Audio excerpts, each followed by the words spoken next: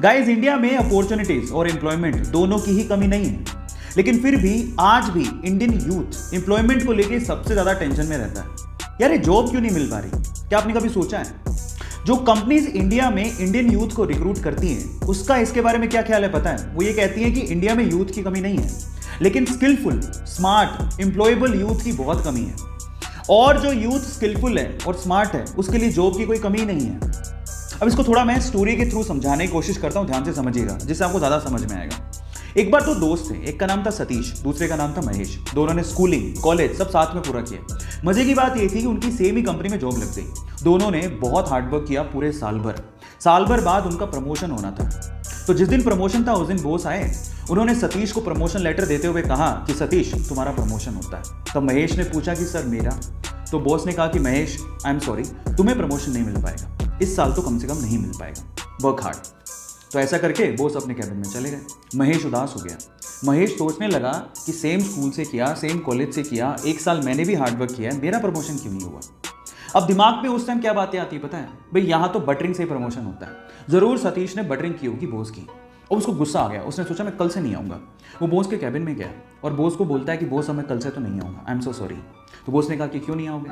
तो वो कहता है कि बॉस, मैंने बहुत हार्डवर्क किया पूरे साल भर, लेकिन मेरा प्रमोशन नहीं हुआ। अब मुझे ऐसा फील होता है कि इस कंपनी में सिर्फ बटरिंग करने वालों का ही प्रमोशन होता है। मतलब वो डायरेक्टली सतीश पे ब्लेम लगा रहा था कि सतीश ने बटरिंग की है, लेकिन बॉस तो ये जानता था कि सतीश ने बटरिंग नहीं की है। सतीश ने वाकई में हार्डवर्क किया है, वो स्मार्ट है, महेश से स्मार्ट है।